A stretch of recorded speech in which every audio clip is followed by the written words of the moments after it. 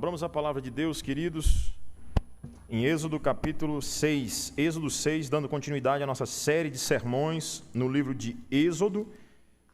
Para que você que nos visita, a nossa igreja tem o costume de tomar um livro da Bíblia e trabalhá-lo até o fim, do início dele, acreditando que, pedagogicamente, essa é uma excelente estratégia, a exposição contínua das Escrituras Sagradas. Então, Êxodo capítulo 6. Irmãos, eu preciso dizer que eu não vou chegar até o capítulo 8 como eu tinha prometido hoje pela manhã, tá?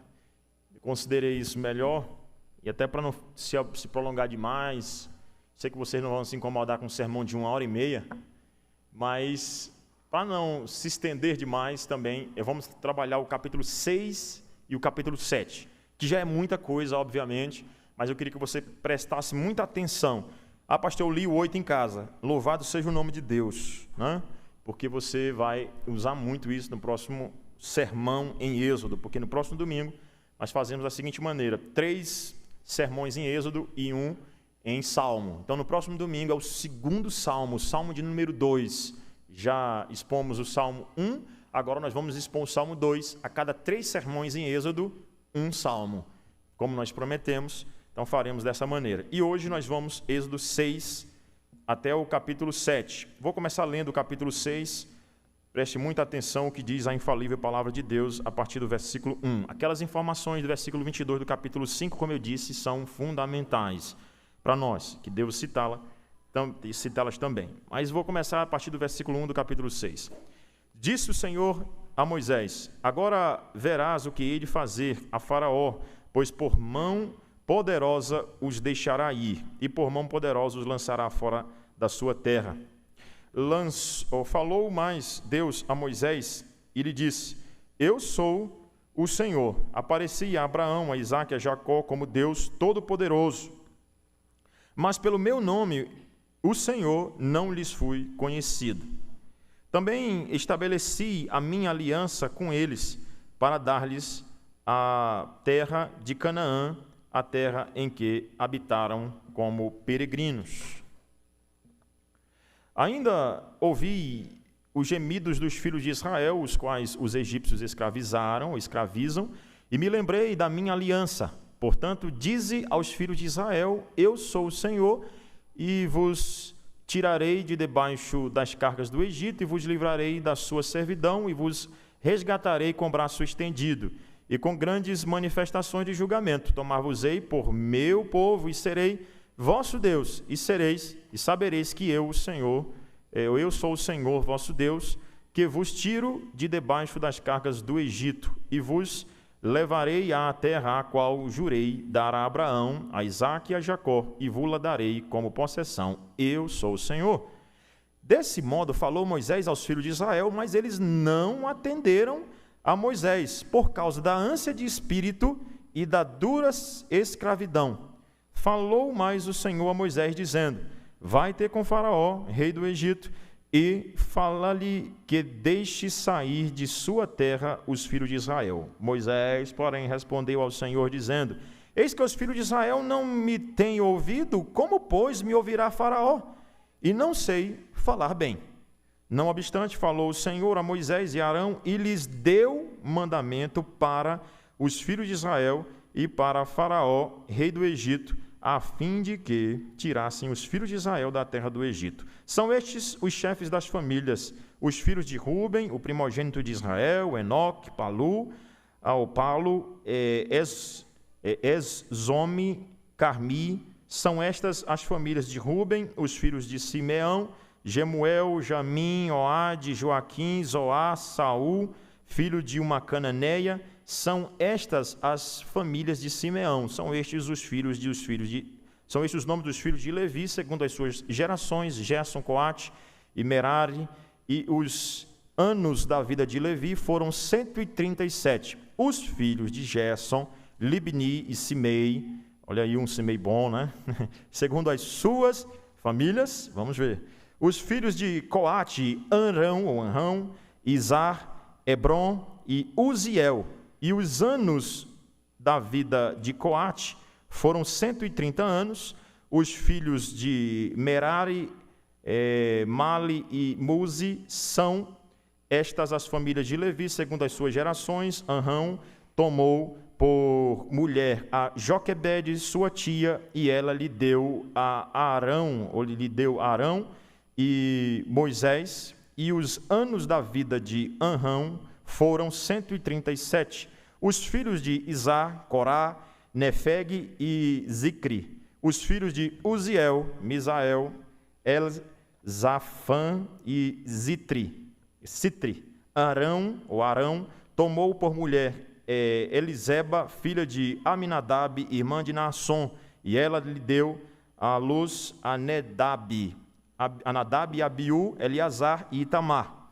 Os filhos de Corá, Assir, Eucana e Abiasaf, são estas as famílias dos coraitas. Eleazar, filho de Arão, tomou por mulher para si uma das filhas de Putiel, e ela lhe deu à luz Finéias. São estes os chefes de suas casas, segundo as suas famílias. São estes Arão e Moisés, aos quais o Senhor disse: tirai os filhos de Israel da terra do Egito, segundo as suas hostes. São estes que falaram a Faraó, rei do Egito, a fim de tirarem do Egito os filhos de Israel. São estes Moisés e Arão.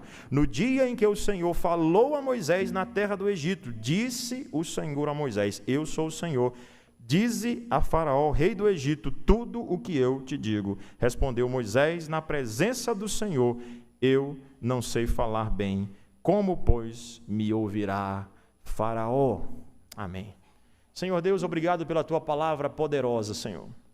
Palavra essa que é a espada de dois gumes, essa palavra que penetra no mais íntimo do nosso coração, palavra que vai ao encontro do pecador e chama-o ao arrependimento, chama-o à transformação de vida. Que o Senhor, nessa noite, chame a cada um de nós a vivermos de acordo com a tua palavra. Que o Senhor nos chame ao arrependimento, que o Senhor nos ponha humilhados diante do Senhor, de fato, mas que nós possamos ser humilhados na tua presença para um dia ser exaltado. Como nos diz a tua palavra, humilhai-vos na presença do Senhor e Ele vos exaltará.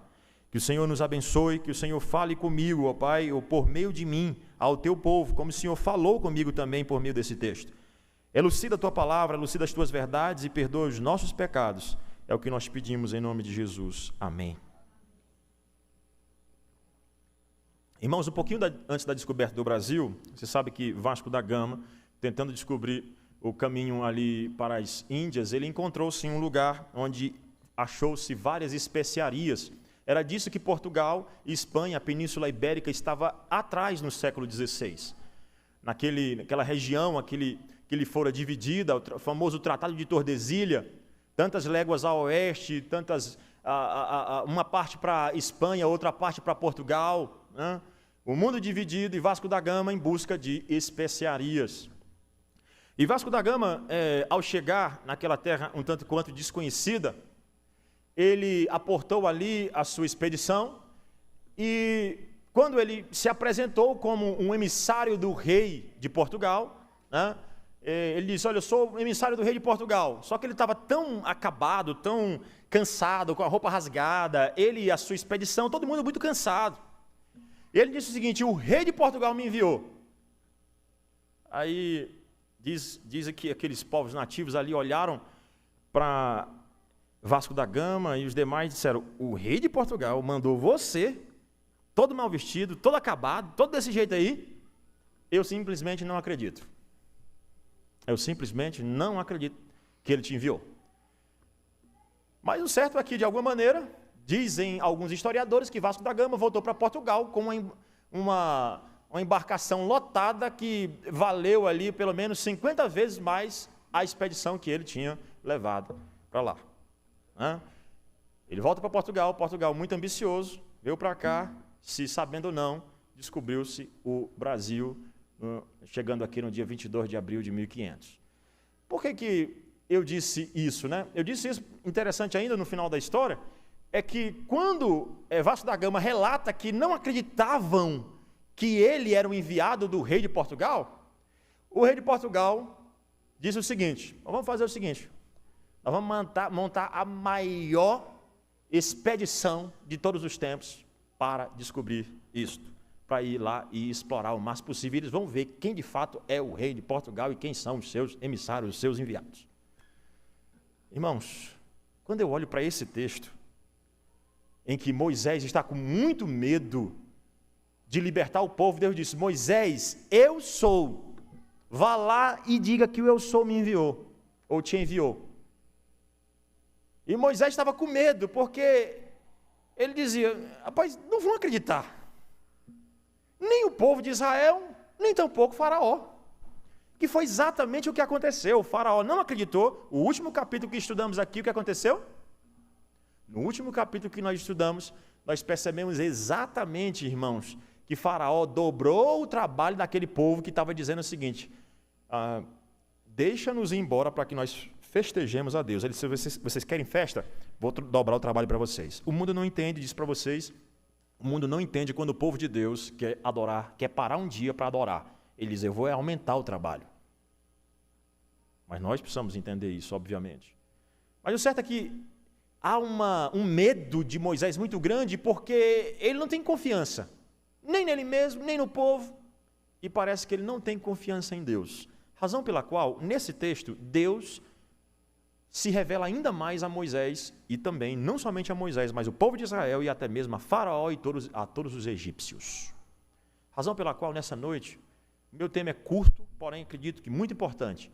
Quem é Deus? Quem é Deus? A mesma pergunta que talvez o mundo faça hoje: quem é Deus? Vocês estão pregando aí, quem é esse ser? Quem é ele? Aqui nós vamos ver 4 características de Deus muito importantes. A primeira, logo aí do versículo 1, pegando porções bem grandes, como eu falei, do versículo 1 até o versículo 13. Quem é Deus? Deus é o Deus do pacto. Olhando para o versículo 14 até o versículo 27, quem é Deus? É o Deus que pega pessoas com antecedentes, os seus ancestrais, que são pecadores, mas faz dele um servo em suas mãos. Quem é Deus? Versículo de número 28 até o versículo 13. Deus é aquele que nos convoca para uma batalha e luta do nosso lado. E por fim, versículo 14 até o versículo 25 do capítulo 7, quem é Deus? Deus é o Deus que destrói todos os outros deuses, ou seja, os falsos deuses. Quem é Deus? Vejamos então o primeiro ponto: quem é Deus? Deus é o Deus do pacto. Veja comigo novamente o versículo 2, 1 e 2, na verdade. Disse o Senhor a Moisés: agora verás que eu vou fazer. Eu vou fazer com que com mão forte, Faraó deixe vocês ir embora. E antes, é claro, de fazer isso, Deus mais uma vez dá uma oportunidade para Moisés. Ele se revela a Moisés. E ele se revela a Moisés do versículo 2 ao versículo 13, claramente como Deus do pacto. Pacto é aliança, acordo.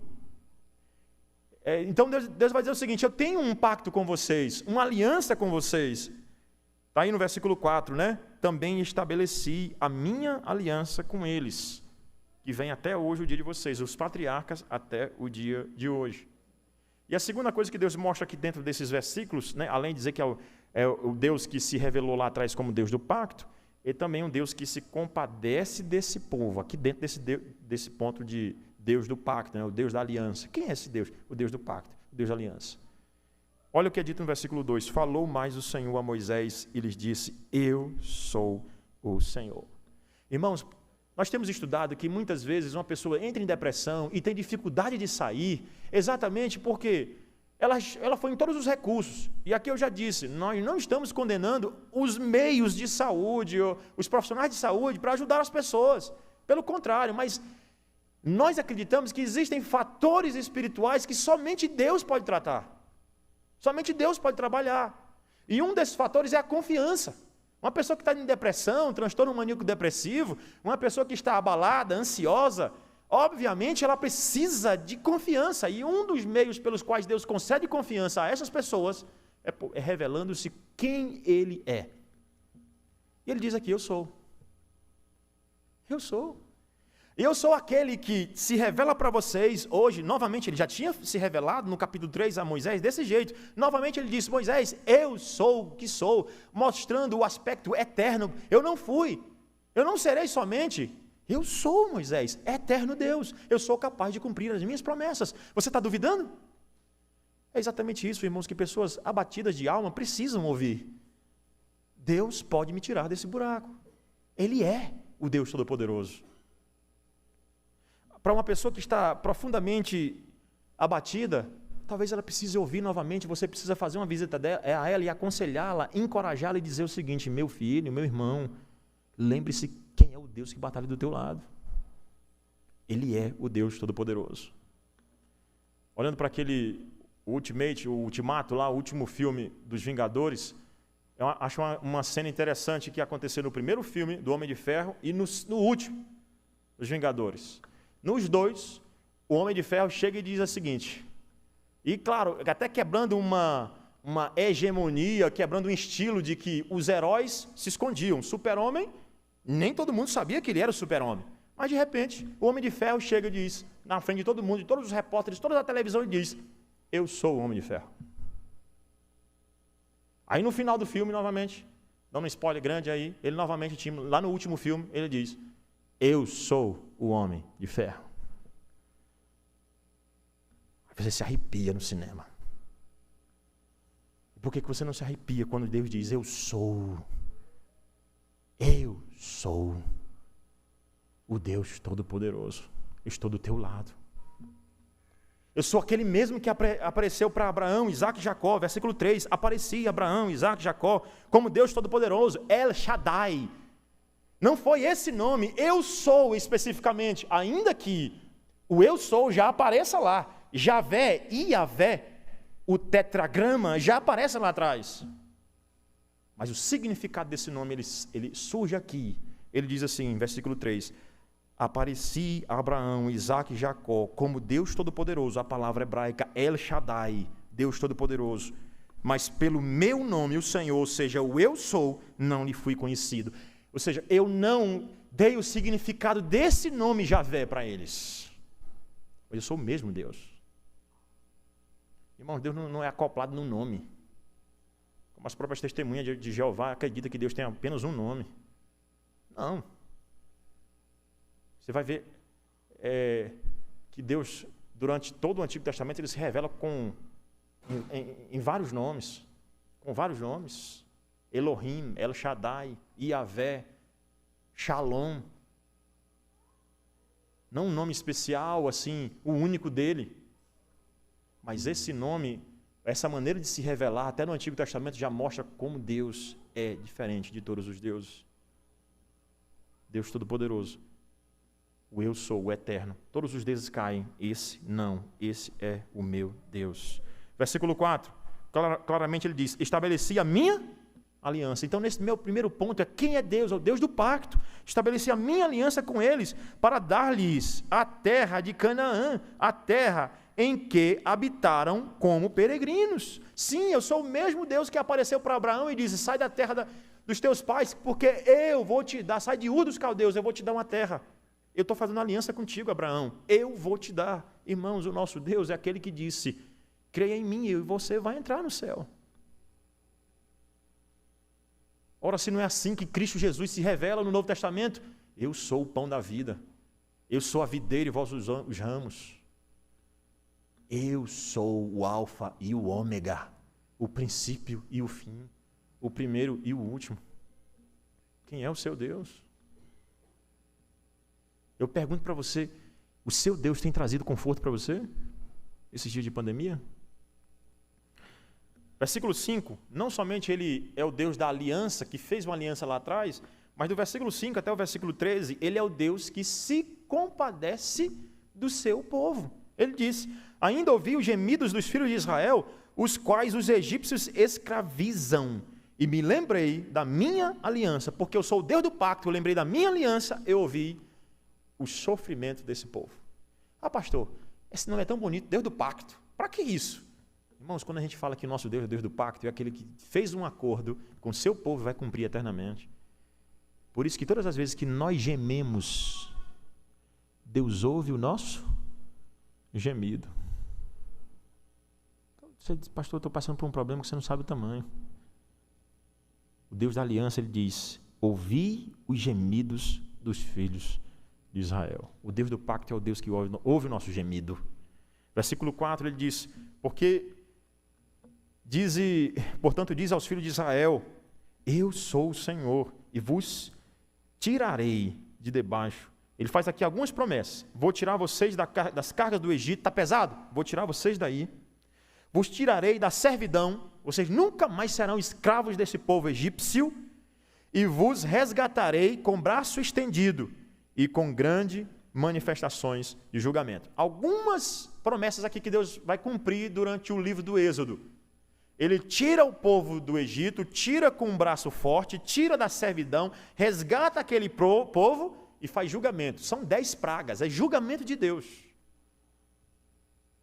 Ele está dizendo o seguinte, confia em mim, porque eu vou matar todos os inimigos de vocês. Se a gente fica feliz com um filme de super-herói, imagina olhando para a palavra de Deus, que é real, viva e verdadeira. Versículo de número 8, ele diz o seguinte, e vos levarei à terra a qual jurei dar a Abraão, Isaque e Jacó. Vocês vão morar na minha terra, na terra que eu vou dar para vocês, e vou-la darei como possessão. Eu vou dar uma terra para vocês. Olha a promessa que Deus fez. Abraão se renova. Algumas pessoas não entendem que Deus não ficou fazendo vários pactos no Antigo Testamento. Não, ele fez um pacto e ratificou o pacto. O pacto é o pacto da graça.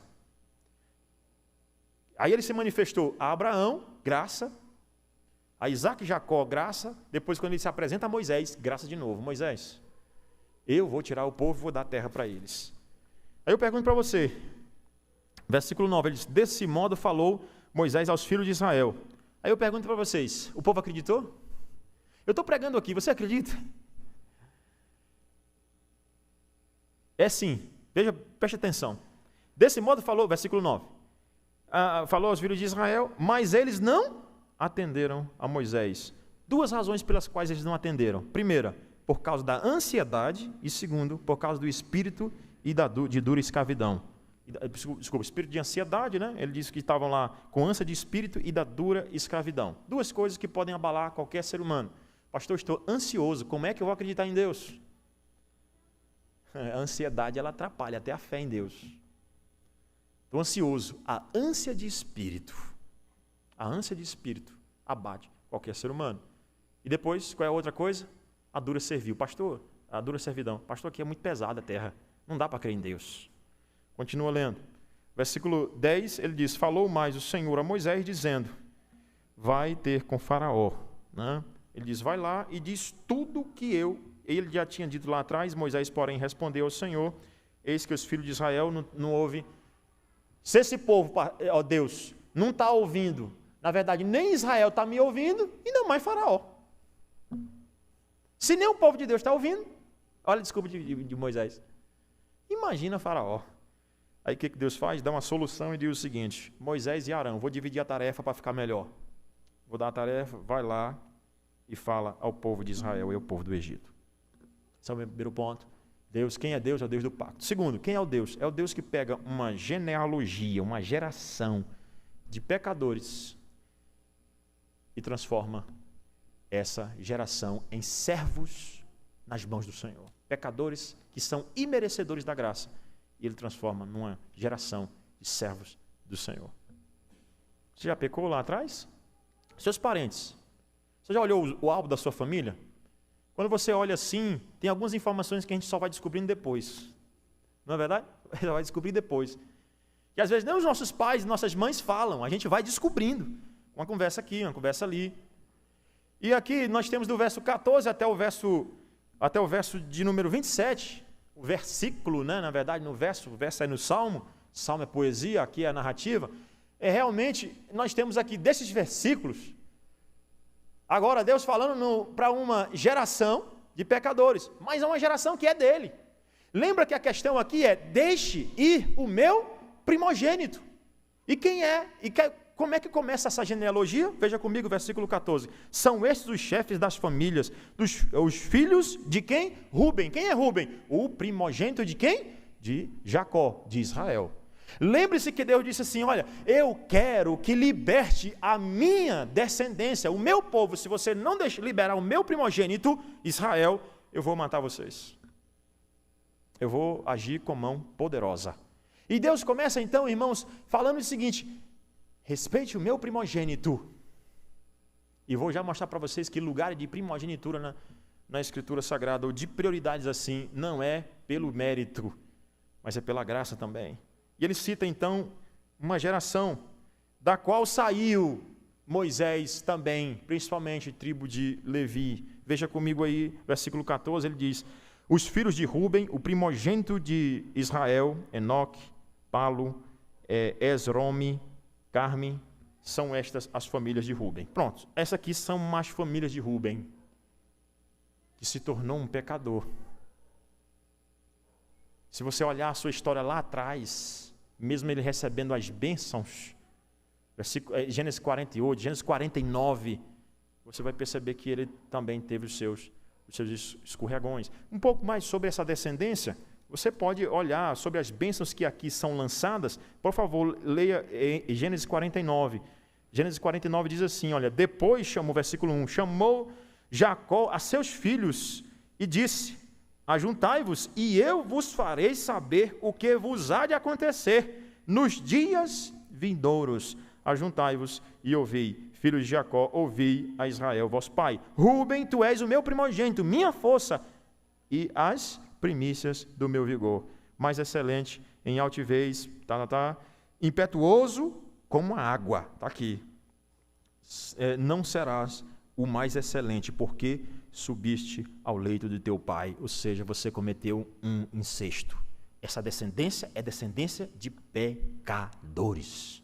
Ainda que seja primogênito, mas é uma primogenitura pecadora, incestuosa.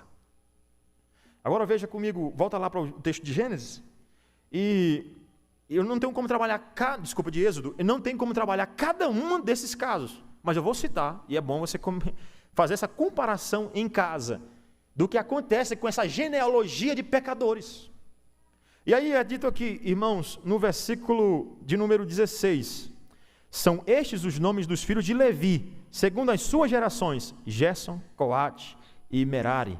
E os... eu vou voltar aqui um pouquinho que eu me perdi. Os anos da vida de Levi foram 137. Os filhos de Gerson, Libni, Simei, segundo as suas famílias. Os filhos de Coate: Anrão, Izar, Hebron, Uziel. Os filhos de Merari, Mali, Muzi, e são estas as famílias de Levi segundo as suas gerações. Anrão tomou por mulher a Joquebede. Quem era ela? Quem era? A sua tia. Um outro incesto. Uma geração de pecadores. Quem é Deus? É Deus que pega uma geração de pecadores e faz dela instrumentos nas suas mãos. Olha o seu álbum de família. Será que familiarmente você merecia alguma coisa?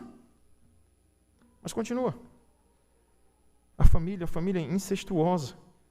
Continua o versículo de número 22. Os filhos de Uziel, Misael, Elzafã. Vamos um pouquinho mais na frente. Aqui, versículo 23.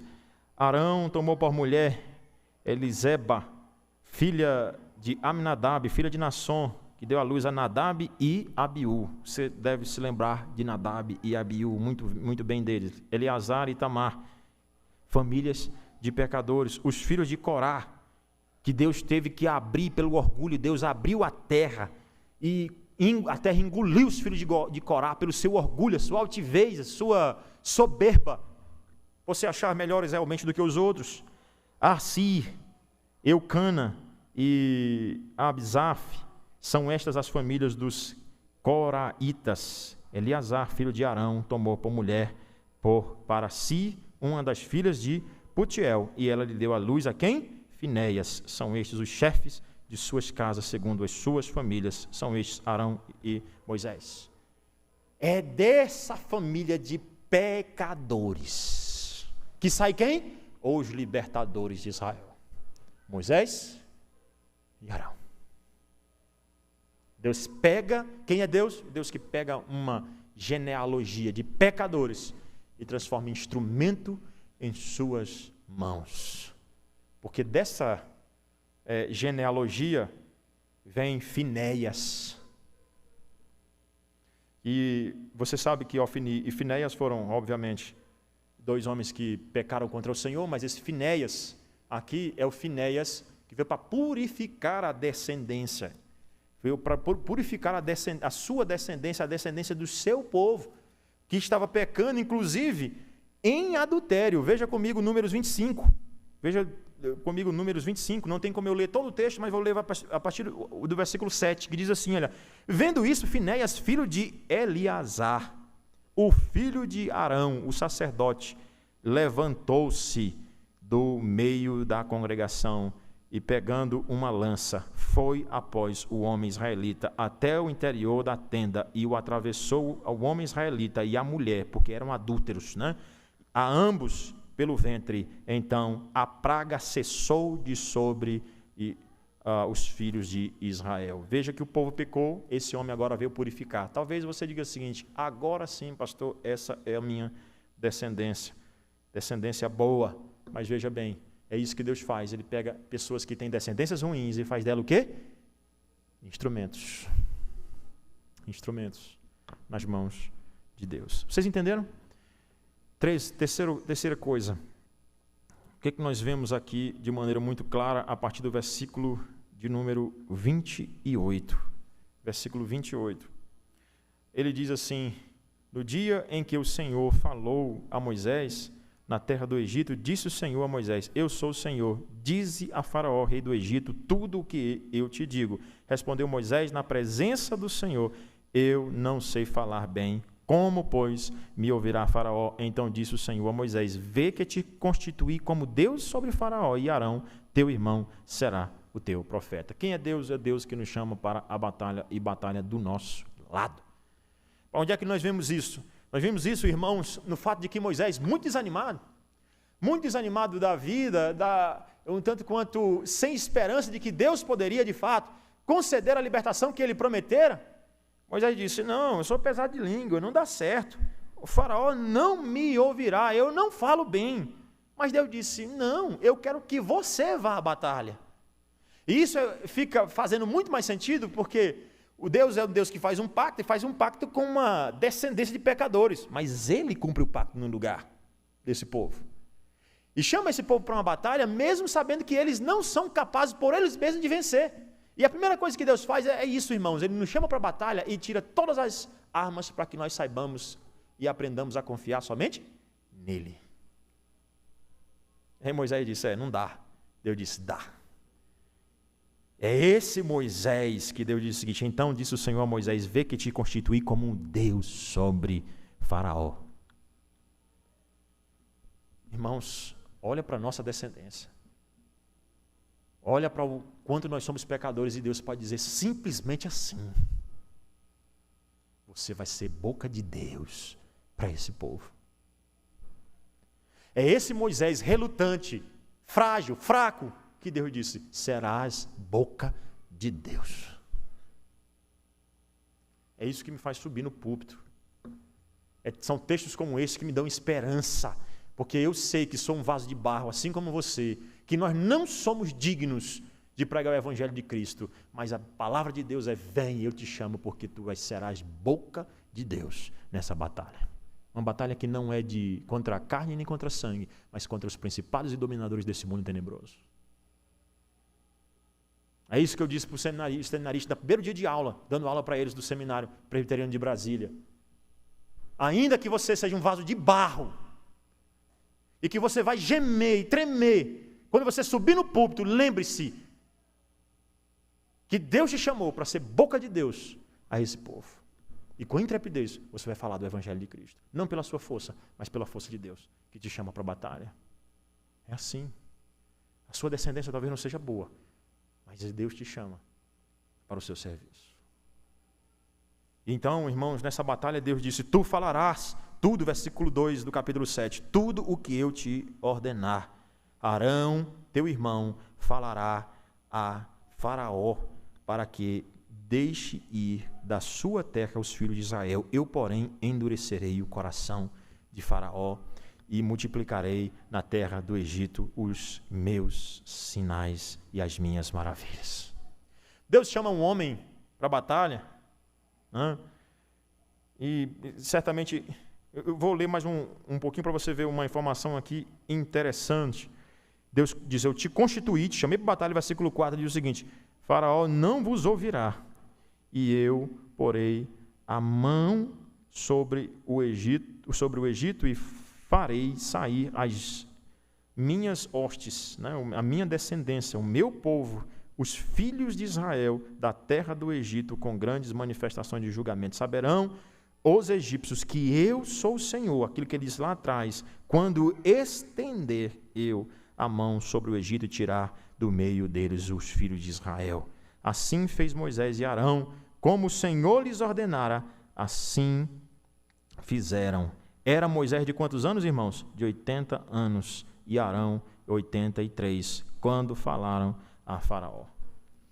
Você olha para esse texto, Deus chama quem para uma batalha? Um idoso, de 80 anos. Você pode dizer assim, o seguinte, pastor, mas as pessoas viviam muito. Não. Nesse é um período, a última geração, essa geração anterior, que viveu 130 anos. No período de Moisés, basta você ler o Salmo 90, ele vai dizer que quando muito se vive com 70, e depois disso, depois dos 70 é o quê? Canseira e enfado. 70 ou 80, e depois disso é canseira e enfado. Deus chama esse homem para a batalha, e disse, eu vou lutar do teu lado. E sabe uma das coisas mais difíceis da batalha, irmãos? É Deus diz o seguinte, Moisés, você vai batalhar, vai para o ringue, eu estou te chamando, mas eu quero te dizer que eu vou endurecer o coração de Faraó. Ah, pastor, eu estou lutando aqui e está sendo muito duro. Por quê? Porque Deus endureceu.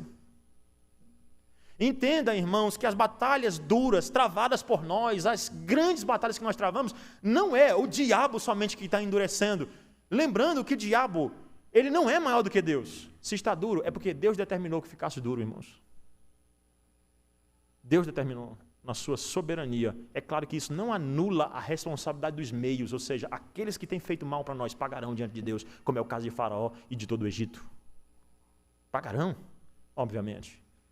E claramente nesse texto, você olha e percebe Deus dizendo o seguinte, eu vou endurecer o coração. Faraó não ouvirá, versículo 4, mas eu porei a mão no Egito, e eu vou quebrar o Egito, e com manifestação de julgamento, eu vou julgar, e eles vão saber quem sou eu. Porque no dia que Moisés chegou para Faraó, e disse o seguinte, o eu sou, Yahvé me enviou, ele disse, quem é Yahvé, quem é Senhor? Deus disse, eu vou me revelar para eles. Só que vai ser diferente, vai ser com julgamento. E tantas vezes Deus tem se revelado nesse mundo com julgamento também, se mostrando poderoso, destruidor também, quando Ele quer. Era Moisés de 80 anos, versículo 8, falou o Senhor a Moisés e Arão, quando Faraó vos disser, farei milagres que vos acreditem, milagres que vos acreditam, dirás a Arão, toma o teu bordão. Então, o mundo pede o quê? O mundo pede milagres. Para acreditar, eu quero ver. E é por essa razão, irmãos, que tanto no Antigo Testamento quanto no Novo Testamento, Deus se manifestou por meio da palavra e acompanhavam-se os milagres.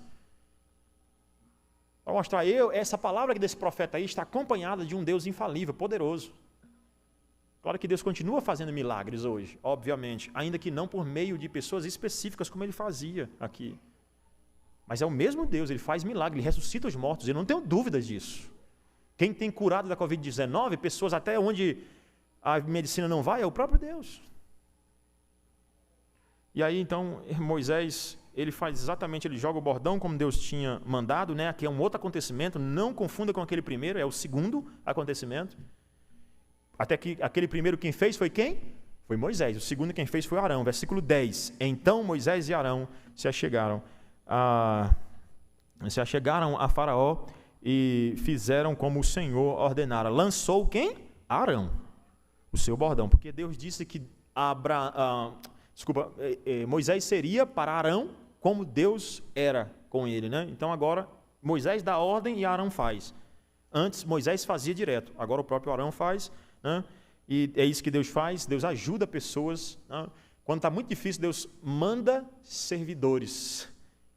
Por isso que a gente tem que orar para que haja colaboração na igreja, porque um ajudando o outro. E continue lendo, ele disse, toma o teu bordão, lança, ele lançou, né? Arão o seu bordão, Faraó, e diante dos seus oficiais, e ele se tornou em serpente. Faraó, porém, mandou vir os sábios e encantadores, e eles, os sábios do Egito, fizeram também o mesmo com as suas ciências ocultas, pois lançaram eles, cada um, o seu bordão, e eles se tornaram em serpentes. Mas, essa aqui é a diferença, mas o bordão de Arão devorou os bordões deles. Todavia, o coração de Faraó se endureceu e não os ouviu, como o Senhor tinha dito. Então, o que nós temos aqui agora, irmãos, é que Deus endurece o coração de Faraó, mesmo diante daquelas situações. E uma informação importante aqui é, Moisés vai lá com Arão, eles lançam o cajado no chão, o bordão no chão, eles se transformam na serpente, vêm as magias, os mágicos, né, segundo as suas ciências ocultas, e fazem o mesmo. Só tem uma diferença. Qual é? É que o bordão, a serpente, que se transformou, né, da qual se transformou o bordão de Moisés, tragou a serpente daqueles mágicos, encantadores. Mas mesmo assim, o coração desse homem estava endurecido. Quem ganhou essa batalha? Deus. Ele devora. Deus nos chama para a batalha e luta do nosso lado. Ele devora os nossos inimigos. Eles podem ter magias ocultas, coisas parecidas. Pastor, eu vi ali um negócio, ó, poder puro. Mas aí é que está. Quando você vê a verdade tragando a mentira. A verdade tragando a mentira. A mentira não vai vencer, porque nessa batalha nós somos mais que vencedores em Cristo Jesus. Amém. Quarto e último ponto. Deus é aquele que destrói os falsos deuses. Destrói os falsos deuses. Versículo 14 diz assim: disse o Senhor a Moisés: o coração de Faraó está obstinado, recusa deixar ir o povo. Vai ter com Faraó. Pela manhã ele sairá às águas, estarás à espera dele na beira do rio.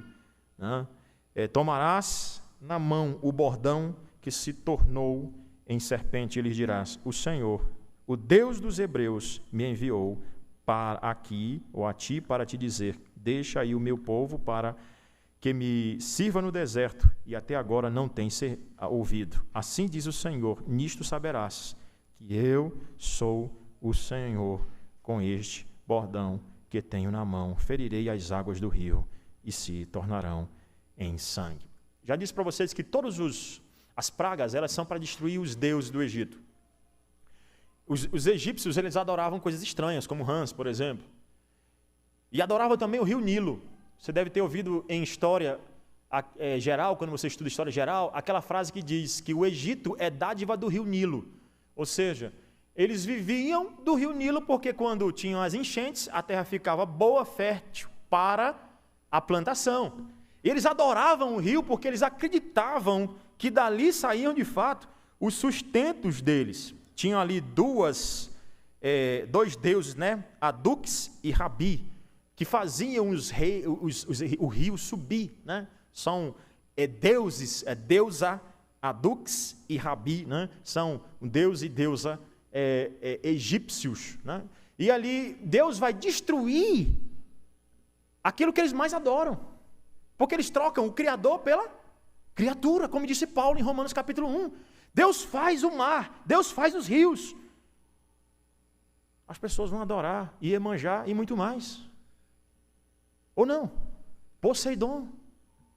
Ou se não é no nosso Brasil, no nosso país, que existe a rainha Iemanjá.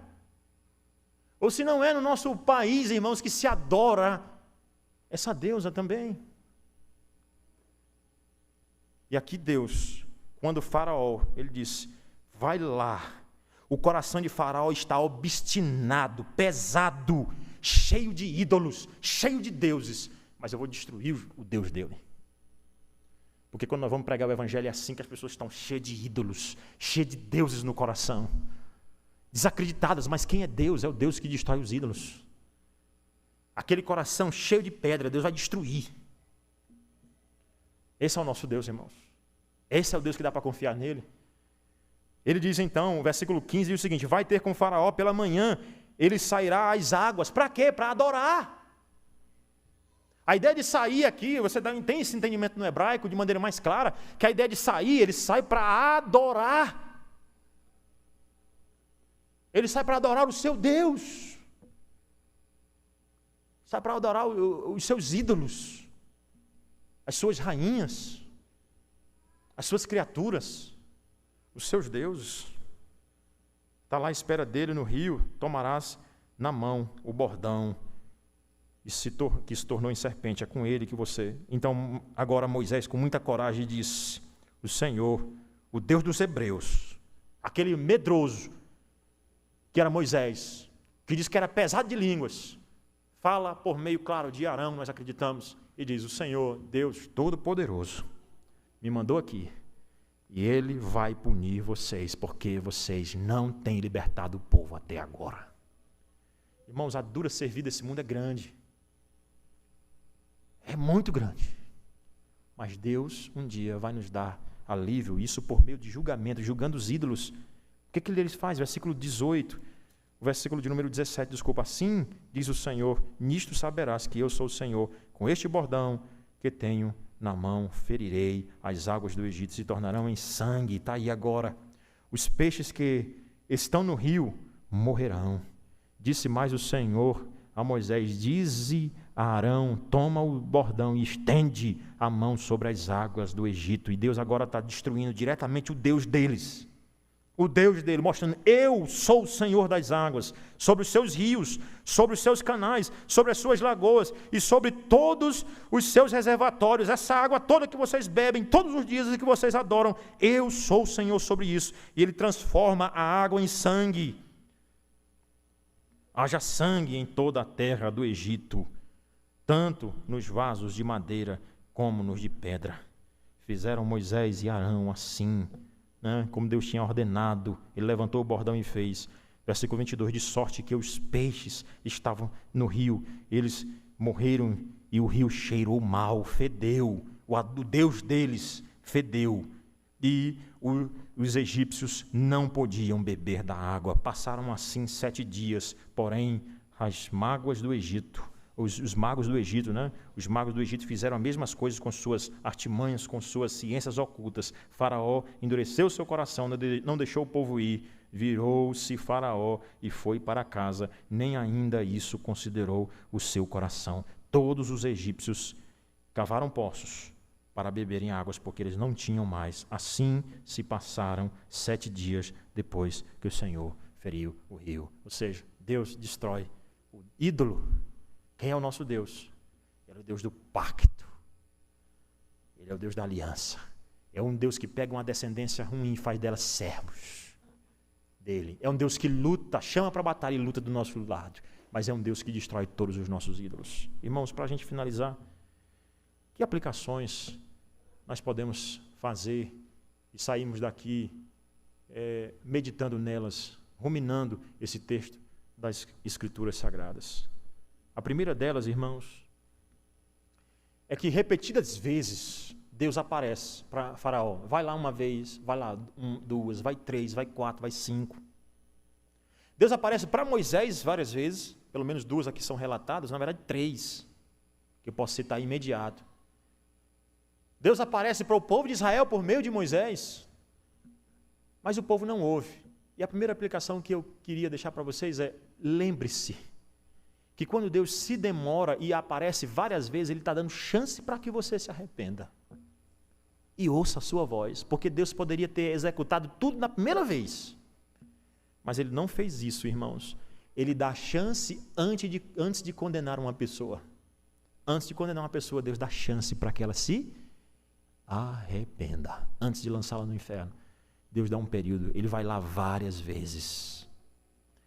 Segunda coisa, cuidado para não desencorajar os seus líderes na tarefa. Irmãos, às vezes nós achamos que é brincadeira. Os líderes falam as coisas, nós não ouvimos. E não somente me falam de mim enquanto pastor, para você me ouvir, porque esse texto tem aplicações diretas para mim e para você. Mas falo para os presbíteros dessa igreja, ou em relação a eles também. É que muitas vezes nós falamos as coisas, chamamos vocês, para ouvirem o evangelho, a santa palavra. Mas sabe que o ser humano tem a capacidade de desencorajar os outros, né? Deus está lá com esse cara, Deus falou lá por meio dele. Cuidado, irmãos, para vocês não desencorajarem os seus líderes em suas tarefas, como o povo de Israel desencorajou Moisés e Arão. Cuidado para não desencorajar o presidente da UPH, dizendo, não dá certo, essa programação não vai dar certo. Isso é exatamente o que a gente ouve em cada plenária, não dá certo por causa disso, daquilo outro, não vai dar certo, papapá. Vários obstáculos. Cuidado para não desencorajar os seus líderes. A presidente da SAF. Deixa a presidente da SAF feliz. Ouça o apelo que ela fez hoje pela manhã. Encha essa igreja de mulheres no sábado. Amém. Amém. Porque nós temos, infelizmente, a capacidade de desencorajar os nossos líderes. Então esse texto, irmãos, nessa noite vem para dizer, não desencoraje seu pai não, que passa a vida toda te ensinando. Ele é o teu líder e muitas vezes você tem desencorajado. Lembre-se de que você não precisa ser mestre para falar de Cristo. Você tem defeitos. Às vezes a gente pensa assim, como é o caso de Moisés, Deus teve que falar com ele várias vezes. Moisés, acho que ele pensava assim, não, eu tenho que ser perfeito, mas não. Você não precisa ser doutor. Você precisa apenas ouvir a palavra de Deus e ir lá e falar, irmãos. Ouça e fale a palavra do Senhor. Você não precisa ser doutor para isso. Você não precisa fazer o seminário para falar de Cristo para uma pessoa. Ainda que o pastor precise estudar, obviamente, para fazer isso, pregar um sermão. Mas falar o básico de Cristo, todos nós precisamos estar preparados. Todos nós. Todos nós. Outra coisa, irmãos, que nós precisamos sair daqui meditando, é que, eu não sei se você já abriu o álbum de fotos da sua família, e você olhou assim e disse, pastor, na minha família só tem coisa pesada. Ah, o senhor não conhece minha família não, pastor, meus ancestrais, meu amigo, é um incesto, é um pecado ali, meu pai foi esposo de 2, 3 mulheres, minha mãe foi esposa de vários homens. Eu, pastor, não acredito que tem salvação para a minha descendência. E esse texto vem falar que você está errado. Que Deus transforma gerações de pecadores. Que aquilo que você sofreu no passado, abuso ou qualquer outra coisa, o sangue de Cristo Jesus é poderoso para tirar esses traumas, irmãos. Que o sangue de Cristo Jesus é poderoso para acalentar o seu coração, mesmo que você descubra coisas terríveis do seu passado. Que um parente seu, o seu pai, pode ter se casado com pessoa, cometido até um incesto. E aqui não é incentivo do pecado. Pelo contrário, cada um receberá, segundo o bem e o mal que tiver feito por meio do corpo. Mas eu quero dizer para vocês, que nós cremos que Cristo Jesus é poderoso para transformar qualquer pecado, para transformar qualquer pecador, e para anular qualquer pecado. Então, se a sua descendência, ou seus ancestrais, sua genealogia não é boa, você olhou o álbum de fotos da sua família, eu queria que você lembrasse da genealogia de Cristo, lá em Mateus capítulo 1, que só tem pecador atrás dele, só pecador, e ele veio para salvar todos, os que vieram antes e os que vêm depois. A minha salvação não vem de Abraão, nem de Isaac, nem de Jacó, nem de Moisés, nem de Arão, mas é de Cristo. Poderoso para anular todo e qualquer pecado do passado, do presente e do futuro. Amém. É esse Cristo que nós precisamos confiar nele firmemente, irmãos. É nesse Cristo. Uma outra aplicação para nós, muito importante, é cuidado com sua crença nas tecnologias, crença demais nelas. Porque é interessante que aqui Moisés faz um milagre, Arão faz um milagre por boca de Moisés, e as ciências ocultas fazem o mesmo, para questionar Deus, para questionar o milagre, para fazer coisas parecidas. E hoje você tem uma certa evolução aí da ciência, da tecnologia, que você diz, aí eu acredito nisso, pastor, isso é a solução para o mundo. A tecnologia, a ciência. As ciências ocultas, as outras coisas que existem por aí. Religiões, ocultismo. Talvez você diga assim, é isso aí que é salvação. Mas esse texto, irmãos, vem dizer para nós, cuidado com a crença exacerbada, exagerada na tecnologia e na ciência. Porque olhando, interessante que eu fui procurar algumas teorias de pessoas que não acreditavam nesse milagre, que não acreditaram que Moisés transformou a água em sangue. Disseram que foram as bactérias ali, ou na verdade as gotículas que foram transformadas em outra coisa, um fenômeno da ciência que aconteceu ali. Mas não foi um milagre de Deus.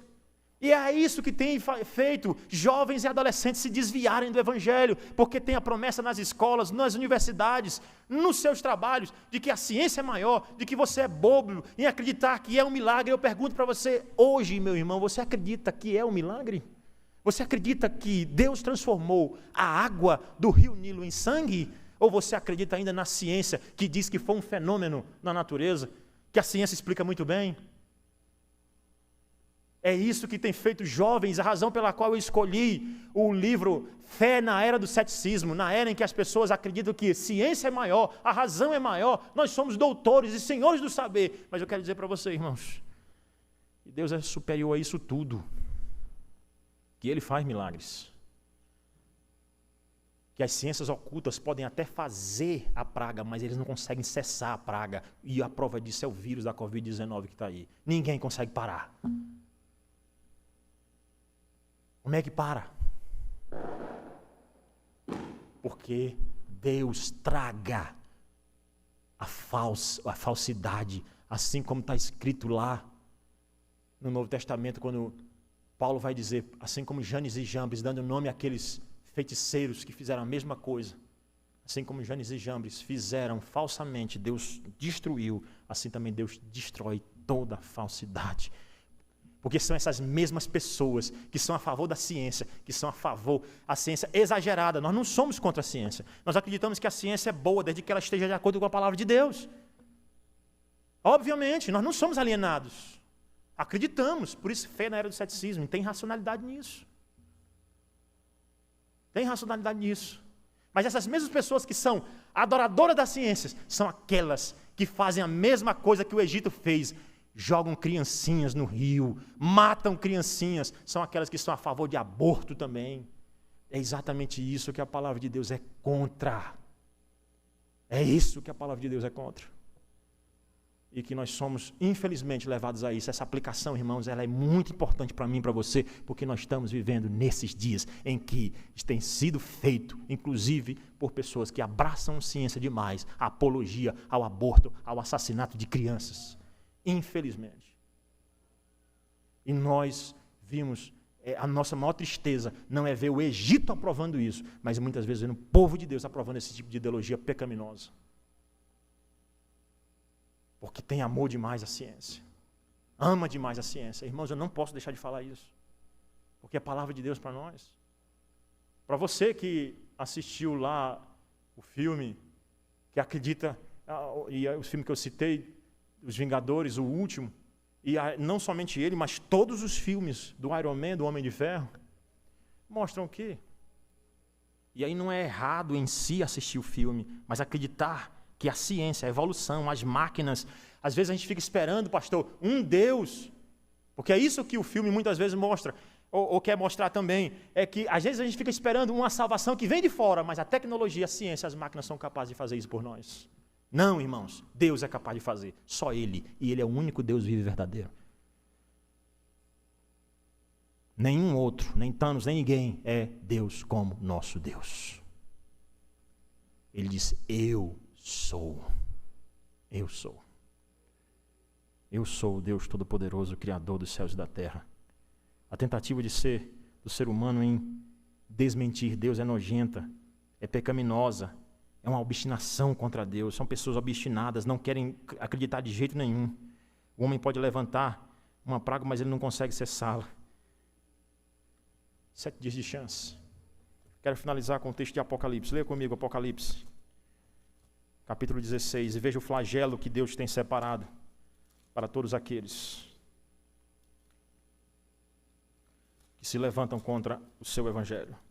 Já disse para vocês que, por que eu digo para você ler primeiro o Antigo Testamento e depois o Novo? Porque você não entende o Novo sem ler o Antigo. Porque a explicação do Novo está no Antigo Testamento. E você não entende o Apocalipse se você não entender Êxodo, por exemplo. Está aqui.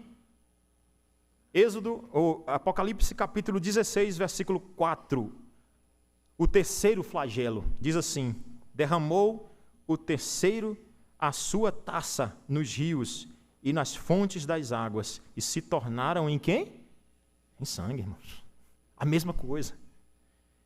Então ouvi o anjo das águas dizendo: tu és justo, tu és o que eras, o santo. Veja, olha aqui, que conexão fantástica. Eu sou lá. Aqui ele diz: tu és o justo, tu és o que eras, o santo. Assim como Deus se apresentou a Moisés lá, o santo.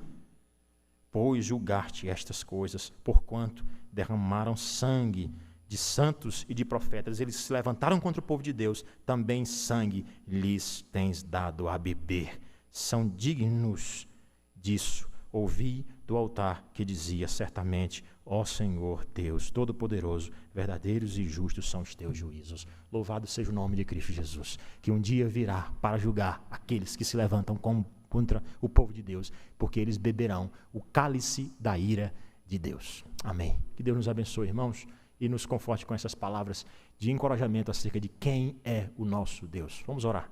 Senhor Deus Todo-Poderoso, Criador dos céus e da terra, bendito é o teu nome, Senhor.